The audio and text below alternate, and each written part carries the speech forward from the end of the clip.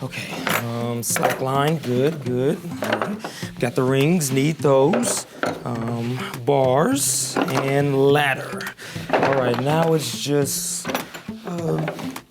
where's the ratchet?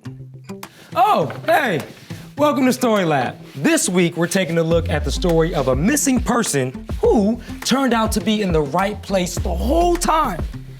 Hey, Edwin. Edwin! Yes, right here, Carter. Hello. Guys, this is Edwin, our super smart lab monkey. Yes, greetings. Good to meet you all. Now, Carter, what was it that you needed? Yes, have you seen the ratchet? The ratchet? Oh, yes, I was just using the ratchet to do some repairs on Debbie, my robot. You know, she keeps on crashing as of late. So, here you are. Yes. Thank you. Yes, thank you. Now, I bid you good day, sir. Thank you. Goodbye. I better go help him. Just hold on 1 second. Hold on, Edwin.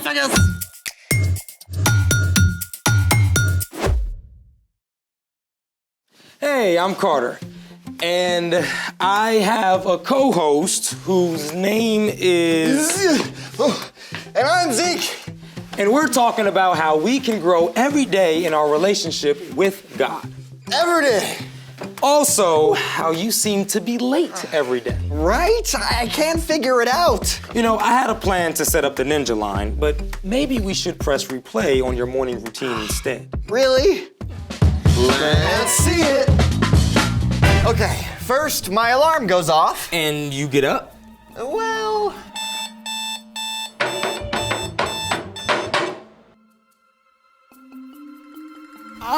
You hit the snooze alarm. Yeah, and then 9 minutes later, it wakes me up again. And you finally get up. About that. You hit the snooze button twice. Twice? No. 5 extra snoozes? I'm starting to see a pattern.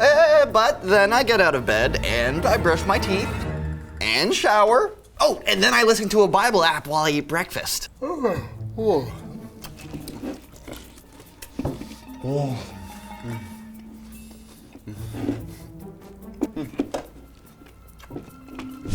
that's a great idea. Yes, except... Oh, I see where this is going.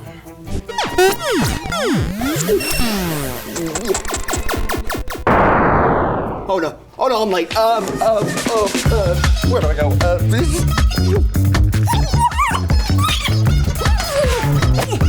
And then I hop on my bike and I come here.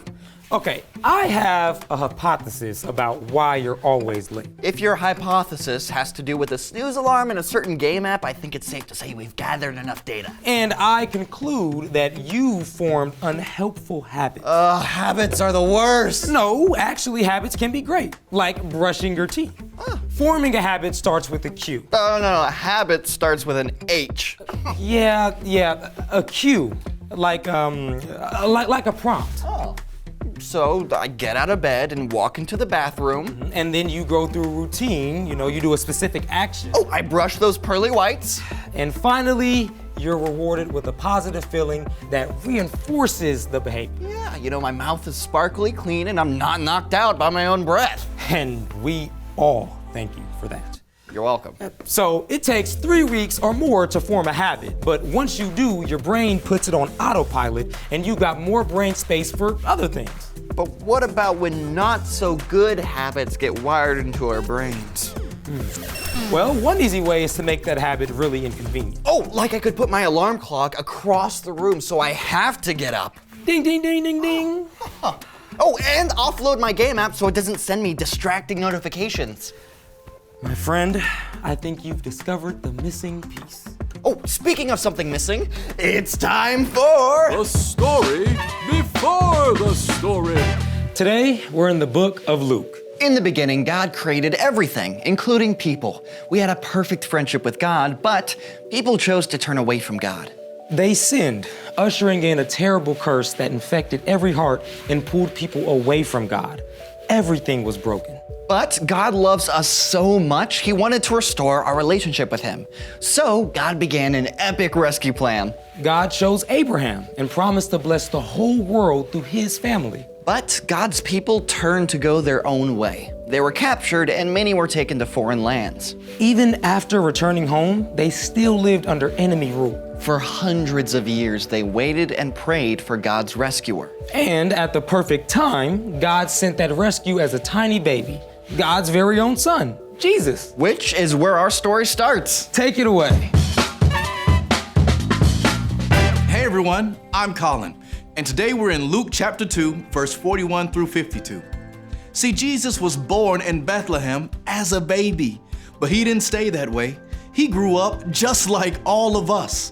Jesus had to learn how to walk and talk, how to hold a hammer, and how to play ball. And you can bet he was the best friend ever. Jesus also went on road trips with his family, but instead of this, Jesus and his family traveled like this on their own 2 feet. Can you imagine if your mom was like, hey, throw some clothes in your backpack because we're taking a 75-mile hike?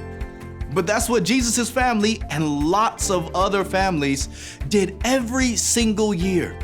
They traveled from the small town of Nazareth to Jerusalem to celebrate the Passover feast. Now, quick time out. More than 1,000 years before, God had brought his people out of slavery in Egypt. So God's people celebrated the holiday of Passover every year to remember what God had done. So when Jesus was 12, he traveled to Jerusalem with his parents, Mary and Joseph, for the Passover. The trip would have taken around 4 days, and you can bet they were excited to see Jerusalem at last. Together with family and friends, Jesus celebrated the Passover and ate a special meal. They remembered how God had saved them so long before.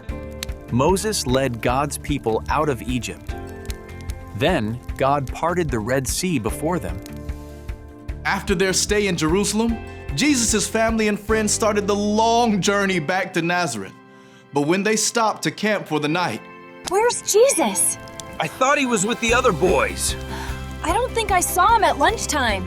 Jesus was missing. He had stayed behind in Jerusalem. Mary and Joseph raced all the way back to the city to search for him. We've looked everywhere. Our relatives, The upper city, the markets, the temple. the temple. There was just one place they hadn't searched yet. Finally, on the 3rd day, Mary and Joseph climbed up the Temple Mount and entered the courtyard. That's where they found their son. Jesus was sitting with the teachers, listening and asking wise questions. Everyone who heard him was amazed at his understanding. Son, why have you treated us like this? We've been so worried. Why were you looking for me?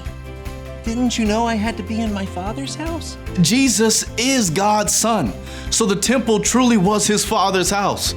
But even though Mary and Joseph had been told this before Jesus' birth, they simply couldn't understand. Jesus returned home with his parents and obeyed them. As he grew, he continued to become wiser and stronger. He also became more and more pleasing to God and to people. The end. Man, alone in the big city at 12. I would not have done so well. Well, Jesus was in a safe place, literally in his Father's house. I love that he was asking questions. So What's our part in the story? Even though Jesus is God's son, he still had to grow in wisdom and understanding.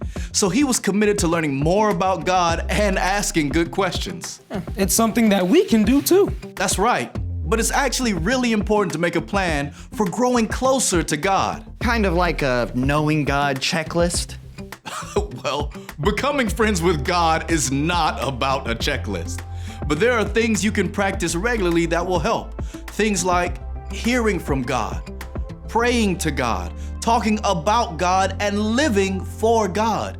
You might call them faith skills. Talking about God, that's what Jesus was doing in the temple. Exactly. And you can learn more and grow closer to God when you choose to talk about God with others. Like in small group at church. Or with your friends at school. Even if your friends don't know God, you can share stories about how God has shown up for you. And talking about God can look like asking questions too. No matter what questions you've got, God can handle it. You can take your questions to your parents or a trusted adult or friend who loves Jesus. Sounds like a plan. I love getting to talk about God with you both. And with all of you. Same. See you next time. So, here's the thing. Practice talking about God. With your family, Your small group. your friends. It's one of the best habits you can possibly make. Thanks to our little talk, I offloaded my gaming. Oh, way to make more room for better habits. Thanks for joining us in the Story Lab. See you next time. Okay. Oh, yeah. So it's time to set up the ninja line. Absolutely. Let's do this. Let's see. We want to add a lot of ladders. Ooh, what are these? We also gotta Okay, connect the Some bars scissors. to make- Okay, yeah, if we want to make that shorter.